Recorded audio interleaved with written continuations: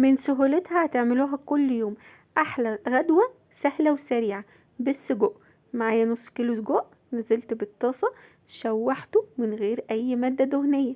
هنزل بالبصل والجزر وشوية كرفس وكرات واي خضار عندك حطيه، طماطم مبشورة، ويا سلام شوية ملح وفلفل مش اكتر من كده. عندك مرقة حطي، عندك مية حطي، وهتنزلي عليه بالسجق، وهتنزلي بالشوربة او بالمية مع مكعب ماجي، وفي الفرن حطيه لغاية ما يستوي، وتحت الشواية وعود روزميري او عود ريحان وحطيه. وصفة سهلة وسريعة، اجمل من كده مفيش. شوية خضار على شوية سجق وشوية بطاطس، بقى عندنا غدوة مغذية وجميلة.